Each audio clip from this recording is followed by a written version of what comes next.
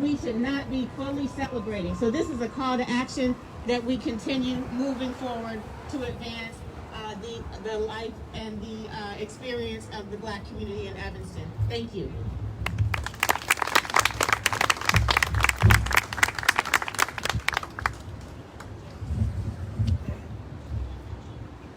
Thank you, Alderman Simmons. Now I'd like to bring to the podium a legend in Evanston, an inspirational speaker and founder of Logan Consulting Services, Dr. Gito Logan, to talk about racism and anti-Black.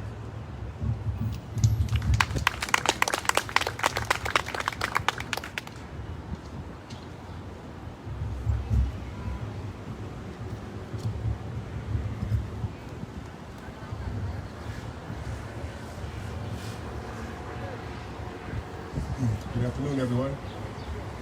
According to the minister and activist and lieutenant of Dr. Martin Luther King Jr., C.T. Vivian, he says, and I quote, "Black people have a condition, not a problem. Whites have the problem. It's called racism, which creates our condition.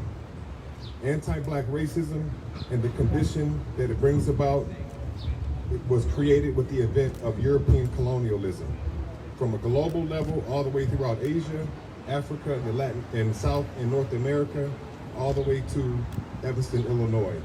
Between 1525 and 1866, over 12 million Africans were taken from the continent of Africa. Over 4 million did not survive.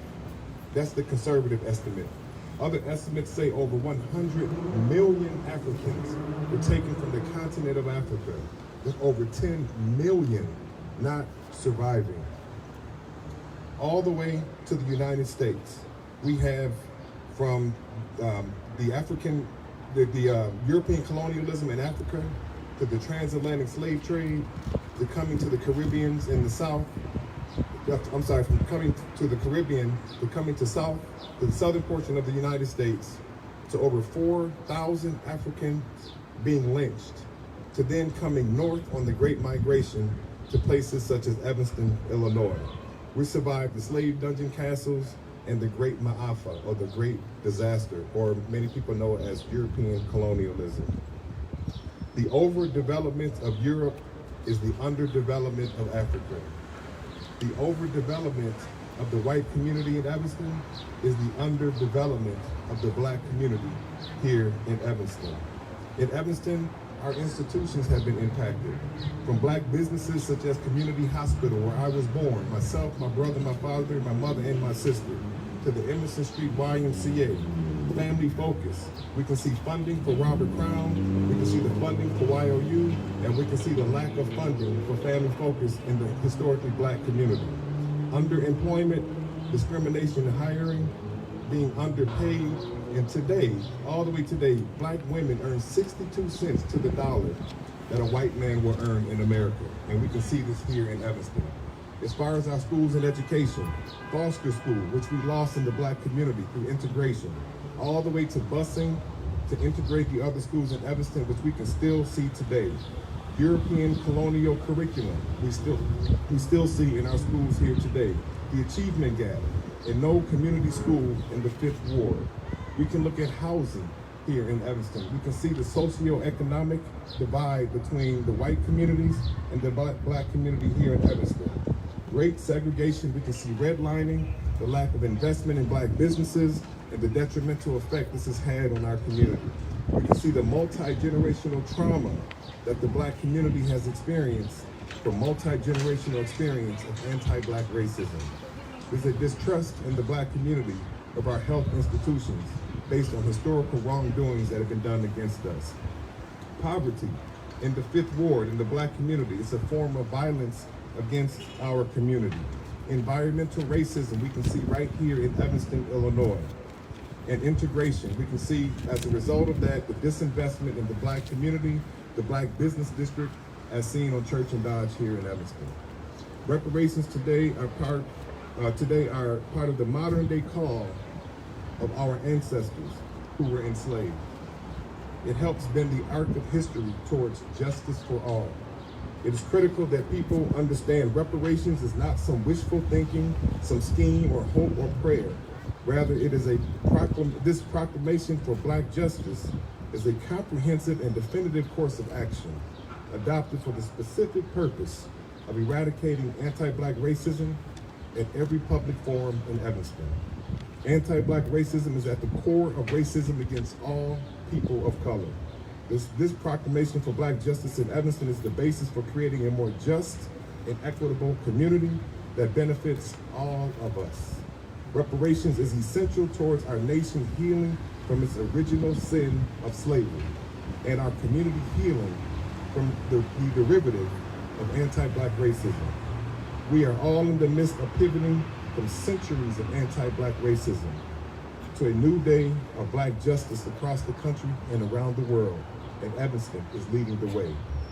As we proclaim what is rightfully ours, it is important we all understand that the rise of Black and brown people does not mean the despise of white people. It means the rise of civilization. And in Evanston, it means the rising of our community for the benefit of all. In closing, I quote Booker T. Washington, where he says, "Success is to be measured not so much by the position that one has reached in life as the obstacles which one has overcome while trying to succeed." Just look at the level of success in the Black community. And look what we've been able to achieve amid the great obstacles that we've had to face. And this has been to the benefit of our entire community and the entire world. Just imagine the level of success that awaits us all when Black and brown people when we have what is rightfully ours. When it is given, when it is earned, and we are not asking for favors. We are requesting what is rightfully ours, and how beautiful our community and the world would be for the benefit of all. Thank you.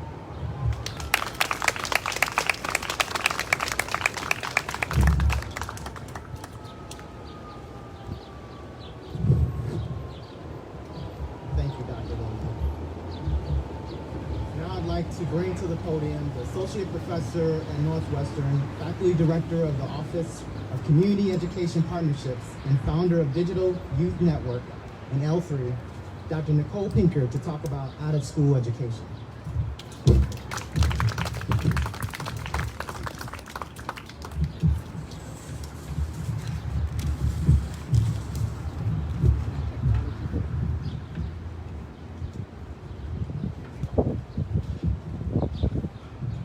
4 years of time as a homeowner living in the 5th Ward with guardianship of twin 7th grade nieces, being thrust into the position of making decisions of where to go to school, what out-of-school activities, sports clubs, and associations to join, made visible how Evanston's existing civic infrastructure, schools, parks, libraries, community centers, neighborhoods, and business districts become the visible and invisible guardrails, shaping so many of the essential activities and resources needed by families and youth themselves to joyfully access the city resources necessary: spaces, transportation, tokens, passes, available guardian to oversee you, peer groups, to engage in the routine out-of-school activities that many families take for granted.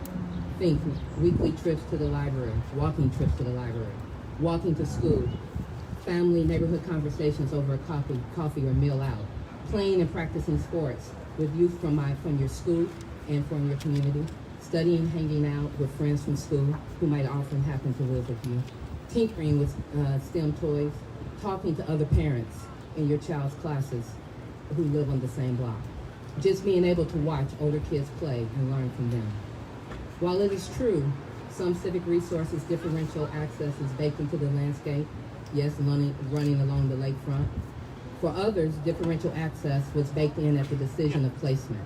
Hence, the reality is that one's Evanston address affords differential access to Evanston's shared civic resources, making engagement in common everyday out-of-school activities harder or easier, depending on where you live.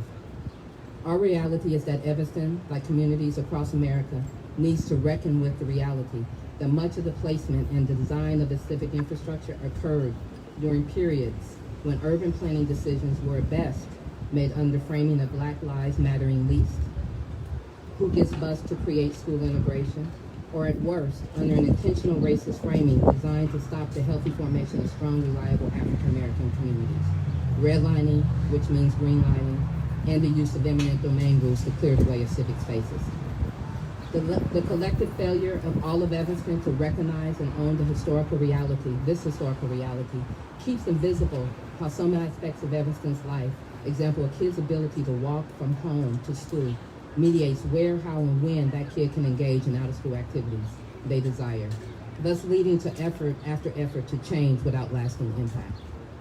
We invite the civic institutions to work with us to develop a shared awareness of our history towards the goal of empowering the fusing of precious civic resources with the necessary philanthropic and private resources needed to partner with the rich African American organizations still standing to reestablish the necessary infrastructure to power and ignite the stabilization and rebirth of trusted out-of-school institutions, example the Foster Building, in the community, while making room for new institutions established by our youth, whose opportunities have been impacted by our dysfunction, and who are actually the driving forces of this moment of attention. Thank you.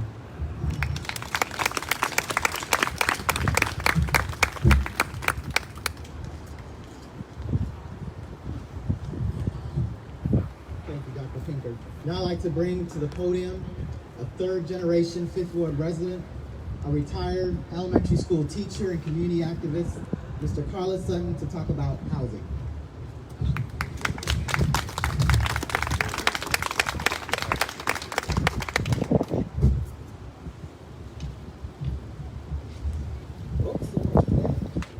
Why are we here now discussing housing? Why is housing a part to be included in reparations? For one reason and one reason only. It is probably the most difficult change that we can experience in this community, from over 55% home ownership in the 1960 census to less than 20% of home ownership in the 2020 census. So let's be clear about our presence here today. This is a proclamation. We ain't begging. The policy of Evanston, as we know, with regarding real estate, is location, location, location. And the policy here has always been when we knew where we stood. In the South, there were signs up. You could go up, but don't go too far. In Evanston, we didn't care how high you were aroused, but don't move too close. So as a result of the 1920s, we had a practice called redlining. My family came here from Eagleville, Tennessee at the turn of the century. And 5 Sutton brothers settled here in Evanston, 4 purchased homes. The house that my grandfather built was at a place called Bauer Place, 2600 West, 1 block from Isabella. It was a neighborhood of approximately 6 to 7 black family homes. All were removed from the community. The present house that my grandfather built is located at 2309 Foster Street and in Evanston, Illinois. As a result of that relocation, I used to talk to my dad about what was it like to go to school in Evanston. He said, well, you know, I started at Willard School. I said, Willard School? Yeah, we lived right across the street from Willard School. And I could hear the ring of the bell to know when it was time for me to run across the street and go to school. And I thought about that. I never had more than a mile to go to school.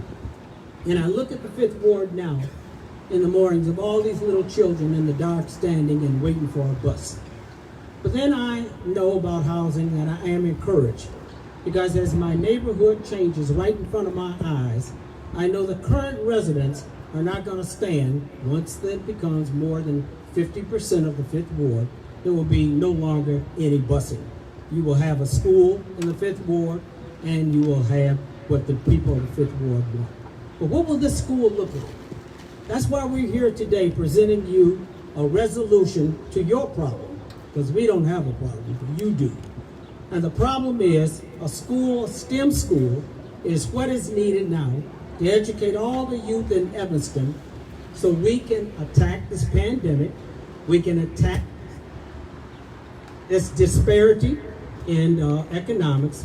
We need a STEM school to set the plan for our children's survival in this country. And where should it go? No better place than Fifth Ward. No other ward in the school is vacated or have been abandoned as far as a school. So we take this opportunity today to not only encouraging housing policies that will advocate this anti-Black purpose, but we also want to let you know that we stand here today expecting to be participants in the movement for this new school. We will be adequately paid for reparations, which you can never pay my family for all the damage you did to us, but we will have input now into the purchase of the property, the location of the school, and the making of the curriculum. I thank you for this opportunity. Let's move forward together through collaboration and cooperation and get this done. Evanston should set the example through reparation and housing. Thank you.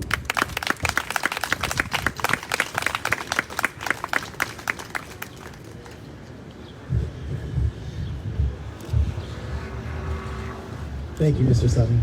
Now I'd like to bring to the podium a mental health therapist, a member of Evanston's Cradle to Career Advocates for Action, and member of the Black Therapist Rock, Ms. Demita Cravens, to talk about mental health.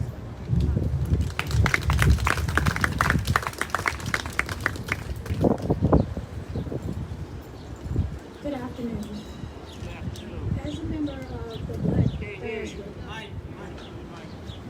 As a member of the Black diaspora, we face racism, discrimination, and inequity. These things significantly affects the Black community's mental health.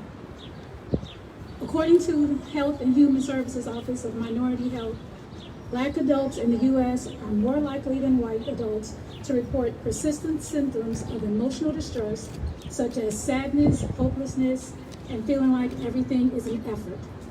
Only 1 in 3 Black or African American adults who need mental health care actually receive it. One of the problems is access to insurance. Even though the Affordable Care Act was in place, 11.5% of Black Americans versus 7.5% of white Americans still were not insured, just as early as 2018. 58.2% of Black Americans, young adults 18 to 25, and 50.1% of adults 26 to 49 with serious mental illness did not receive treatment. Part of the other problem for our disparities is provider biases and inequality of care. Lack of cultural competence causes misdiagnosis and inadequate treatment of Black people. A lot of this shows up in Evanston when it comes to our kids in middle school and high school, where our students are labeled as bad or incorrigible instead of so much time to find out what's actually going on with them. A lot of our kids suffer from depression, anxiety, and a myriad of other mental health problems, but they're just labeled as something's wrong with them.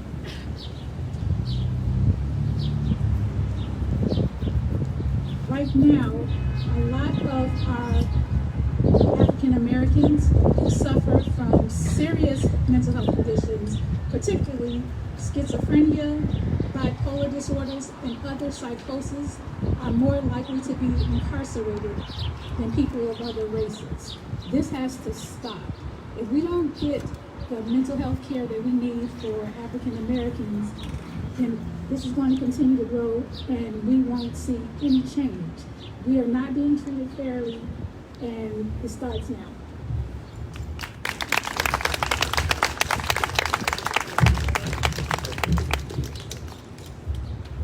Thank you, Ms. Cravens. Now I'd like to bring to the podium an elementary school teacher, community activist, and an artist in her spare time, Ms. Tasha Nemo, to talk about Black History Expansion.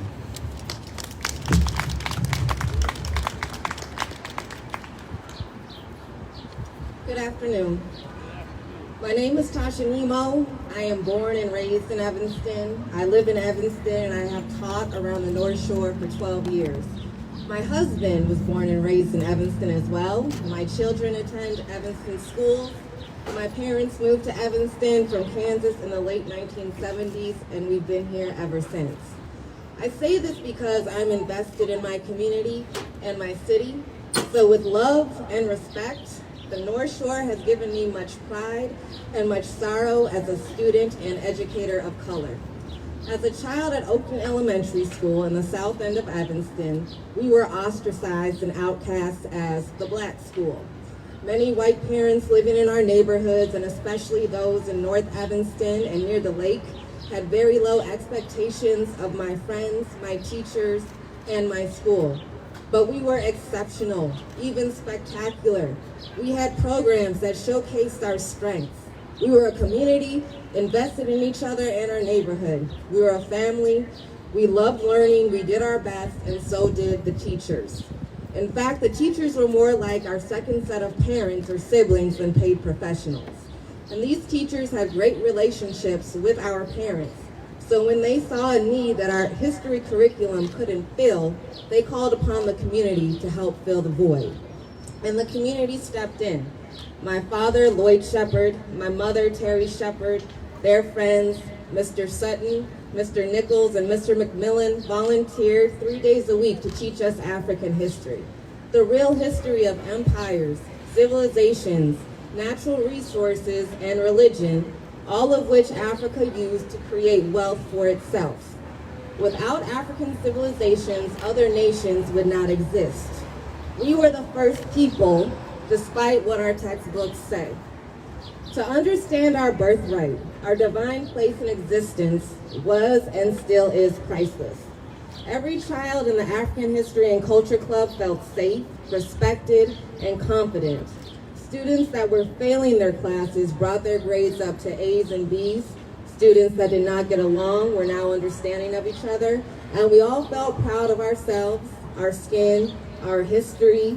We knew and still know it's an honor to be Black. We also knew that what we were learning in school was not the whole story or nearly the truth, but we were able to use our newfound wisdom to discuss and question what we learned later or to dismiss it altogether. And to be honest, I did both. I was disengaged from education. I never truly saw myself in the English or history curriculum in the ways my parents had taught me.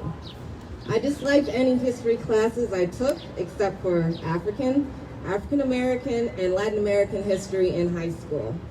I did what was required for school, but I wasn't invested in it. I knew the system was a lie, and I knew how to play the game. But what if we stopped playing this game of cowardice, greed, and historical white supremacy and really focused on teaching our kids true facts about how civilization was created and by whom it was created? What if we stop perpetuating whiteness every time we open a book or now a laptop? It's time we throw out the history curriculum because it serves no one. White kids learn to be consciously and subconsciously racist while students of color continue to learn to be inferior and hate school. We have an opportunity to change that, to create a better Evanston, a better Illinois, and a better United States. This is a pivotal moment in history. Which side will you be on? How many equity trainings or books do you have to read before it sinks in that we need more than professional development? We need action, a change of mindset, a change of structure and policy, a change from oblivious racism, white privilege, and bigotry to turn to allyship and absolution. It's time to make systemic changes so we can all be free from racist tyranny. How long is it going to take? I went to a prestigious liberal arts college 40 minutes away and continue to feel ostracized and marginalized. My Black and brown classmates endured racial slurs, disenfranchisement, micro and macro aggressions, and cultural appropriation. When we were vulnerable with our peers, classmates, and professors about our feelings, our white counterparts were apathetic and critical. If we were dejected, ridiculed, and criticized at the ages of 18 to 23 for voicing our truth, about our despicable treatment, how do you think an 8-year-old, 11-year-old, or a 15-year-old feels? But this is what history books have taught white people. It's okay not to care, to be apathetic, and to be racist. It's okay to have no compassion, to hear another perspective. It's okay to call the cops on black folks for walking in a park, driving in their own neighborhoods, minding their business. It's okay to murder us in the streets, in our homes, in our places of worship. It's okay to desecrate Black Lives Matter murals and take Black Lives Matter signs out of yards and throw them away, or send hate mail to our educational administrators of color. And it's okay to continue integration only to underserve and destroy people of color, create insecurities, dehumanize, and devalue our lives and contributions to the world. And as a teacher, I see nothing has changed.